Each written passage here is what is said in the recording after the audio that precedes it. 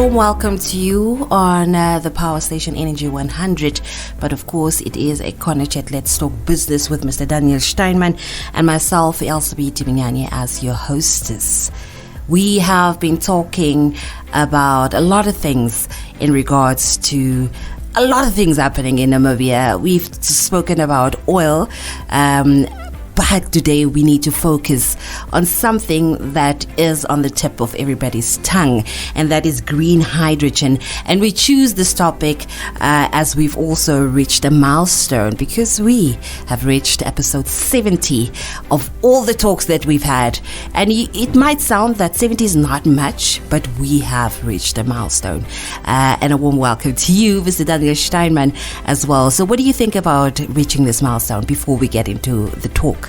No, Elsabe, it's fantastic. The big 70. Mm-hmm. I don't think when we started we actually thought that we will ever get to 70 weeks. It's good. No, it's fantastic. And also, you know what, we've been building up a knowledge base. Mm-hmm. So I don't know if all the talks are on your website, but they are certainly on our YouTube channel. Definitely. So you can really go and listen to what we said right from the beginning. And in just last week, I listened to episode 1 between me and Nashan. And it was actually revealing, eye-opening. It was so wonderful. And I think what I want to brag a little, Elsabe. Yes. We've covered a whole host of topics. But we've never talked nonsense. Yeah. We've also always spoken factually. And that's what I like. And I'm definitely sure that the listeners do appreciate these talks because we can see how they respond and react to what we talk about. But it doesn't end here. It doesn't mean because we've reached 70 that it is the last time. We're not retiring. No, not at all. There's much more to come on Econo Chat. Let's talk business with Mr. Daniel Steinman. And like I said earlier, that we are talking green hydrogen today. Yes, everybody's talking about it. There are a lot of questions. Mr. Daniel Steinman did attend a summit. A conference in regards to green hydrogen.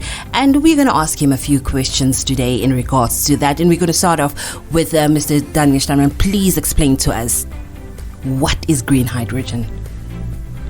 Elsabe, I wish I knew. You cannot say that. Okay. Let me start with this by again looking at the developments of the past year or so. Yeah. Hydrogen is a very simple compound. It's number 1 on the periodic table. So it is the most basic chemical element that there is. It's a building, because it's a basic, it's a building block of just about everything. And just to take a good example, Earth, where we live, is known as the blue planet. And the reason why we call it the blue planet is because it's full of water.